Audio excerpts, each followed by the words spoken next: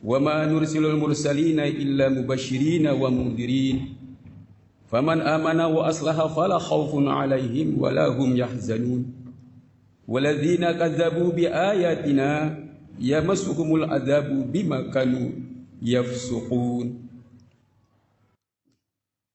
Yang saya hormati Sadra Jasa Salana dan para hadirin sekalian, Assalamualaikum warahmatullahi wabarakatuh.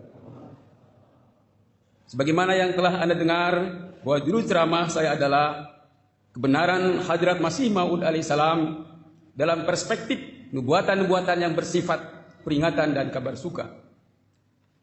Ayat yang saya tilatkan tadi, di dalamnya Allah Ta'ala berfirman bahwa kepada para nabi dan rasul yang datang dari Tuhan diberikan banyak kabar-kabar gaib, yang di dalamnya terdapat nubuatan-nubuatan yang bersifat kabar suka dan peringatan. Dan tidaklah kami mengutus rasul-rasul kecuali sebagai pembawa kabar suka dan pemberi peringatan. Dan barang siapa yang beriman kepada nabi itu dan memperbaiki diri, maka Allah Ta'ala akan menjauhkannya dari segala macam ketakutan dan akan memberikannya keselamatan dari segala macam duka cita dan kesedihan. Dan barang siapa yang tidak beriman kepada nabi itu, dia terjerumus ke dalam kefasikan dan kedurhakaan, maka mereka akan merasakan azabnya.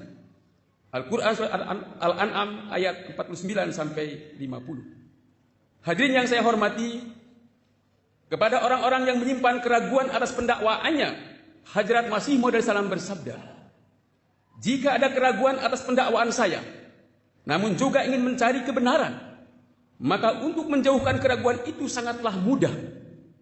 Karena kebenaran setiap nabi dikenal dari 3 hal. Pertama, dengan akal. Yakni lihatlah masa ketika nabi itu datang. Apakah akal sehat memberikan kesaksian bahwa pada masa itu diperlukan kedatangannya ataukah tidak? Dan apakah kondisi manusia di masa itu menghendaki lahirnya seorang musri ataukah tidak? Kedua, nubuatan dari nabi yang sebelumnya. Yakni lihatlah apakah sebelumnya seorang nabi telah menubuatkan mengenai dirinya dan zaman kemunculannya ataukah tidak. Yang ketiga, pertolongan ilahi dan dukungan samawi. Yakni lihatlah ada dukungan samawi yang menyertainya ataukah tidak. Jika dilihat dari segi akal, maka akal sehat mengeluh dan menangis bahwa saat ini umat Islam memerlukan seorang musri samawi. Kondisi internal maupun eksternal umat Islam, keduanya sangat mengerikan. Dan umat Islam seolah-olah sedang berada di tepi jurang. Jika kalian mencari nubuatan-nubuatan terdahulu, maka Nabi Daniel pun telah menubuatkan mengenai aku dan zaman kedatanganku. Dan Hadrat Muhammad Mustafa Sallallahu Alaihi Wasallam sendiri telah bersabda bahwa akan lahir Masih Maud dari umat ini juga. Jika ada yang belum mengetahui, lihatlah Sahih Bukhari dan Sahih Muslim, dan baca jugalah nubuatan mengenai kedatangan Mujaddid di setiap permulaan abad. Dan jika ingin mencari pertolongan Allah Ta'ala atasku, maka ingatlah selalu, sampai saat ini ribuan tanda telah jahir. Ruhani Hazain jilid 19. Hadirin yang saya hormati, nubuatan-nubuatan Hadrat Masih Maud alaihissalam pun, sebagaimana nubuatan-nubuatan para nabi lainnya, telah dijelaskan di dalam Al-Quran, mengandung sisi kabar suka dan peringatan. Insya Allah Ta'ala, saya akan berusaha untuk menyampaikan beberapa di antaranya. Nubuatan-nubuatan yang bersifat kabar suka. Yang pertama, nubuatan mengenai kemajuan jemaat. Pada bulan Maret 1882, beliau mendapatkan ilham yang pertama mengenai pengutusan beliau dalam kalimat sebagai berikut. Ya Ahmadu, barakallahu fika, ma romaita id romaita, walakin Allah roma. Ar-Rahmanu alamal Qur'an, litungdiro kauma ma ungdiro aba'uhum, waritastabina sabilal muzrimina. Kul ini umirtu wa ana awalul mu'minin. Wahai Ahmad, Allah Ta'ala telah memberkati engkau. Engkau tidak melempar ketika engkau melempar, akan tetapi Allah lah yang melempar. Yang maha pemurah, yakni Allah Ta'ala yang telah mengajarkan kepada engkau Al-Quran, yakni telah memberitahukan kepada engkau makna-maknanya yang hakiki, untuk memperingatkan suatu kaum yang tidak diperingatkan oleh nenek moyang mereka, dan supaya menjadi jelas jalan-jalan orang-orang yang berdosa, dan dikarenakan pengingkaran mereka kepada engkau, akan terpenuhi hujah atas mereka. Katakanlah kepada mereka, bahwa sesungguhnya aku telah diutus dari sisi Allah dan aku adalah yang pertama beriman. Barahim Ahmadiyah. Hadirin sekalian, melalui ilham ini Allah Ta'ala telah mengutus beliau alaihissalam untuk suatu misi yang agung. Ini bukanlah misi yang biasa, bahkan misi untuk memenangkan Islam di atas semua agama-agama lainnya. Ini telah diserahkan kepada beliau. Sedangkan kondisi beliau pada saat itu dalam keadaan tidak memiliki sarana, tidak berdaya, dan dalam kesempitan. Beliau alaihissalam bersabda, ketika aku melihat diriku sendiri, aku mendapati diriku begitu tidak dikenal, dan seorang manusia biasa dari antara banyak manusia, dan bukan pula aku seorang raja, nawab atau hakim dari suatu daerah, yang dikarenakan wibawa kekuasaanku, ribuan orang akan menjadi pengikutku. Bahkan aku seorang asing yang tinggal di suatu kampung antah berantah, dan sama sekali bukan dari termasuk orang-orang yang terhormat dan berkedudukan tinggi. Dan di saat tidak berdaya dan gelisah tersebut, Allah Ta'ala telah memberikan kepadaku sandaran dengan nubuatan-nubuatan yang bersifat kabar suka. Barahim Ahmadiyah. Oleh karena itu, Allah Ta'ala untuk menenteramkan dan memberikan kabar suka telah berfirman dengan penuh kasih sayang, ketahuilah, pertolongan Allah Ta'ala sudah dekat kepadamu. Pertolongan itu akan datang dari setiap jalan yang jauh, dan akan sampai kepada engkau melalui jalan-jalan yang menjadi dalam, dikarenakan banyaknya orang yang lewat menuju engkau. Orang-orang yang telah kami anugerahkan wahyu ke dalam hatinya akan menolong engkau. Dan ingatlah bahwa zaman itu telah tiba, di mana begitu banyaknya orang-orang akan datang kepada engkau. Engkau akan melihat dari mata mereka berlinang air mata. Mereka mengirimkan sholawat kepada engkau. Kemudian beliau mendapatkan ilham, yakni perluaslah tempatmu.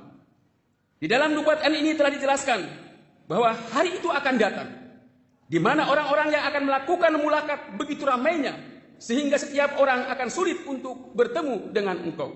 Sirajul Munir Rohani Hazaini. Semua nubuatan ini di dalam masa kehidupan Hadrat Masih Maud alaihissalam telah terpenuhi dengan gemilang. Bersamaan dengan itu, begitu banyak para makhluk Tuhan yang mendapatkan kabar mengenai kedatangan Masih dan Mahdi dari Tuhan. Mereka menghadapkan wajah ke Kadian, dan mereka sampai ke Kadian setelah menempuh jarak yang sangat jauh. Dan baru saja berlalu 25 tahun sejak diturunkannya nubuatan ini. Mengenai tergenapinya nubuatan tersebut, Hazrat Masih Maud alaihissalam bersabda, nubuatan ini harus benar-benar dipikirkan dan direnungkan. Siapa yang mengetahui bahwa ketika aku layaknya sebutir kecil benih yang ditanam, dan setelah itu tergilas oleh ribuan kaki, lalu badai pun menerjang dan angin topan pun datang, dan hiruk pikuk penentangan yang layaknya banjir telah mengombang-ambing benih ini, kemudian tetap saja aku berhasil selamat dari segala macam bala bencana itu. Jadi benih itu dengan karunia Allah Ta'ala tidak menjadi sia-sia, bahkan tumbuh dan berkembang. Dan sekarang telah menjadi suatu pohon yang besar. Ini adalah pekerjaan Tuhan yang untuk memahaminya kemampuan manusia sangatlah lemah. Hakikatul Wahyi halaman 249. Hadirin yang berbahagia, ini adalah perihal yang terjadi pada tahun 1907. Sedangkan hari ini pun sepanjang tahun begitu banyak tamu-tamu suci yang datang ke Kadian, khususnya pada kesempatan jalsah dari berbagai negara di seluruh dunia dalam jumlah ribuan. Laron-laron pelita Ahmadiyah tertarik untuk datang ke kediaman sang Masih akhirul zaman ini. Yang kedua, pertolongan dari segi harta. Kemudian dalam nubuatan-nubuatan itu Allah Ta'ala berfirman, Tuhan akan menolong engkau dari sisinya, dan akan menolong engkau orang-orang yang kepada mereka kami memberikan wahyu dari langit. Ada suatu masa ketika kakak ipar beliau mengirimkan untuk beliau remah-remah sisa makanan yang tersisa di meja makan. Akan tetapi sesuai dengan kabar suka dari Allah Ta'ala, hari ini ribuan keluarga mendapatkan makanan dari meja makan beliau. Untuk mengenang nikmat ini, beliau bersabda dalam salah satu syair bahasa Arab, lafadatul mawaidi kana ukuli farsiltu yawma mat'amul ahali. Yani ada suatu zaman ketika remah-remah makanan yang tersisa di taplak meja menjadi makananku. Akan tetapi hari ini kondisinya adalah begitu banyak keluarga yang makan dari meja makanku. Dalam suatu kesempatan Hajar Khalifatul Masih Salis rahmatullah alaihi bersabda, Kekayaan kita bukanlah dolar Amerika ataupun Kanada, atau mata uang Eropa dan fonnya Inggris. Harta kekayaan kita adalah hati yang penuh keikhlasan, yang berdetak di dalam dada yang telah dinaungi nur. Selama kita mempunyai hati yang seperti ini, dan selama dada-dada manusia yang seperti itu terus bertambah, maka tidak perlu mengkhawatirkan uang. Jika betul-betul diperlukan, maka Allah Ta'ala sendirilah yang akan melemparkannya dari langit. Khutbah Jumat 21 November 1975. Yang ketiga, pertolongan dalam penyampaian tabligh. Para hadirin yang saya hormati, sekarang saya akan menyampaikan suatu nubuatan yang dengan cemerlang terus terpenuhi dari sejak zaman Hadrat Masih Maud alaihissalam sampai sekarang ini. Allah Ta'ala memberikan kabar suka kepada Hadrat Masih alaihissalam, "Meteri tabligho zamin ke kenautakon saungga." Aku akan sampaikan tabligh engkau ke pelosok-pelosok dunia. Tazkirah. Ini adalah ilham pada tahun 1898. Pada saat itu jumlah pengikut beliau sebanyak 10.000 orang. Dalam kondisi seperti itu, ini menjadi suatu nubuatan yang agung. Karena pada hari ini, dengan karunia Allah Ta'ala telah tersebar di 210 negara. Dan jumlah anggota jemaat bukan lagi ribuan, bahkan telah mencapai puluhan juta. Sesuai dengan janjinya tersebut, Allah Ta'ala telah menyediakan banyak sekali sarana pertabligan. Misalnya hari ini untuk menyampaikan tabligh Ahmadiyah, yakni Islam yang hakiki. Di seluruh dunia telah berdiri ribuan daerah tabligh atau mission house. Ribuan wakaf jendegi, mubalighin dan mu'alimin siang dan malam sibuk dalam upaya pertabligan. Untuk menyebarluaskan literatur dalam berbagai bahasa di dunia, telah didirikan percetakan-percetakan baru. Hingga saat ini, Al-Quran telah disebarluaskan ke dalam 75 bahasa. Dan yang paling besar adalah berdirinya Muslim Television Ahmadiyah Internasional, yang ketiga channelnya 20 jam non-stop. Nubuatan-nubuatan yang bersifat peringatan. Hadirin yang berbahagia, sekarang saya akan masuk ke bagian kedua dari ceramah saya ini. Dan dikarenakan keterbatasan waktu, saya akan menyebutkan beberapa nubuatan yang sifatnya peringatan. Allah Ta'ala berfirman, "Kataballahu la'aglibana anna wa rusuli." Allah Ta'ala telah menetapkan bahwa aku dan Rasul-Rasulku pasti akan menang. Al-Quran surah Al-Mujadalah ayat 22. Sesuai dengan hukumnya yang abadi, sebagaimana Allah Ta'ala telah memberikan banyak kabar suka mengenai kesuksesan beliau yang luar biasa, Allah Ta'ala pun telah mengabarkan mengenai kebinasaan, kegagalan dan kehinaan para musuh-musuh beliau alaihissalam. Allah Ta'ala menurunkan ilham kepada beliau, "Inni muhinum man aroda ihanataka." Aku akan menghinakan orang-orang yang menghinakan engkau. Tazkirah. Di dalam ilham tersebut, Allah Ta'ala telah memberitahukan sebelumnya kepada Hadrat Masih Maud alaihissalam bahwa beliau dan jemaat beliau akan mendapatkan penentangan. Para penentang berupaya sekuat tenaga untuk menghancurkan misi beliau. Kepada beliau diberitahukan bahwa penentangan itu akan dilakukan baik secara perseorangan maupun secara berkelompok. Hadirin yang saya hormati, pada kesempatan ini saya akan menyampaikan secara singkat mengenai nama-nama para penentang yang menginginkan kebinasaan Hadrat Masih Maud alaihissalam. Yang pertama, Maulvi Nazir Husain Dalwi, yang menyulut api fitnah kafir yang ditujukan kepada Hadrat Masih Maud alaihissalam. Maulvi Gulam Dastagir Kishwari, yang meminta fatwa kafir dari Mekah. Alexander Dowie dari Amerika. Maulvi Abdul Majid Dalwi, Sa'dullah Ludiawi. Semua orang ini binasa dengan kematian yang menyakitkan sebagai akibat dari mubahalah. Demikian juga Muhyiddin, Maulvi Gulam Rasul Amritsar, Maulvi Muhammad Hussein. Mereka semua berdoa buruk melawan Hadrat Masih Maud alaihissalam. Dan sebagian besar mereka mati oleh ajab taun, hakikatul wahyu.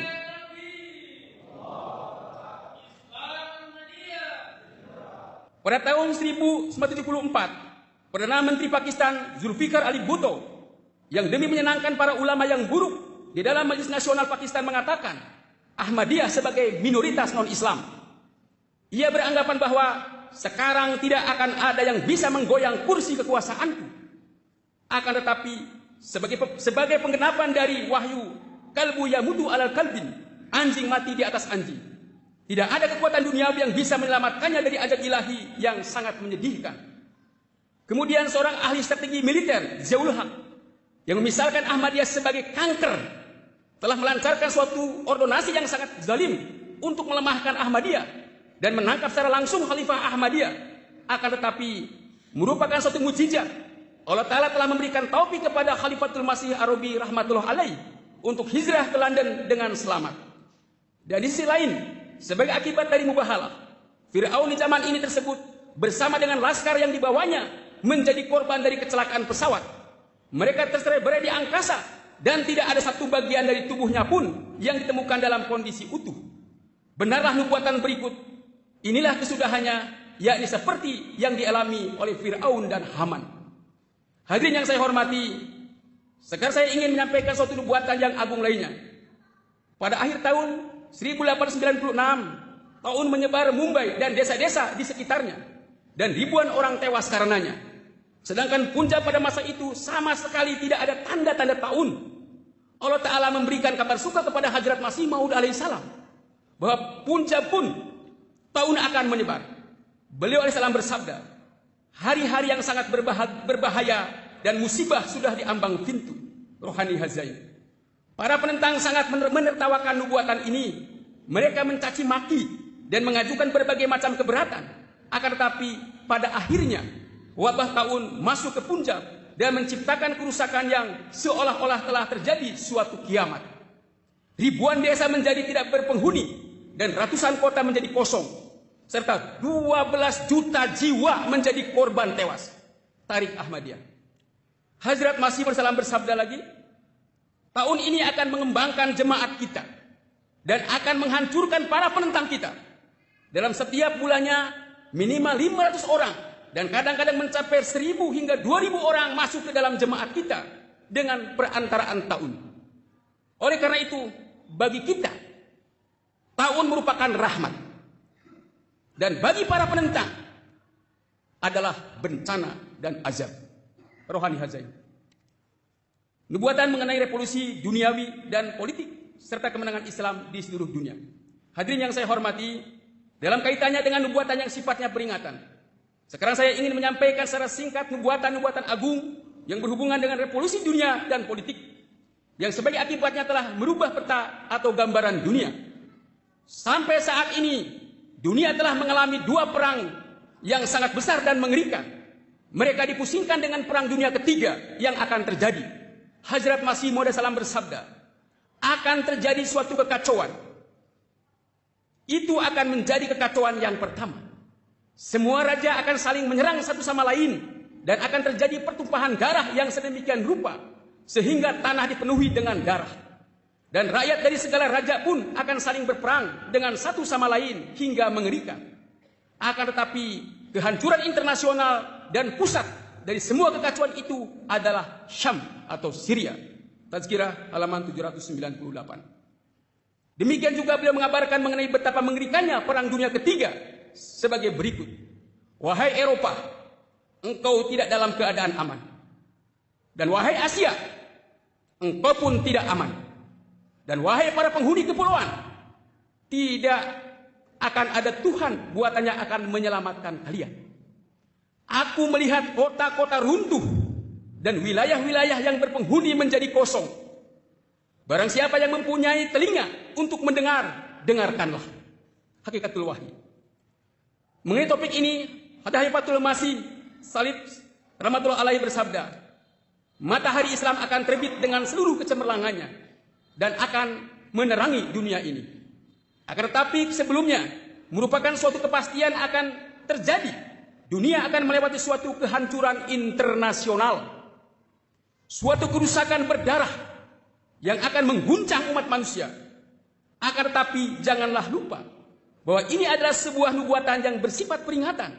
Dan nubuatan-nubuatan peringatan bisa ditangguhkan dengan tobat dan istighfar. Bahkan bisa digagalkan.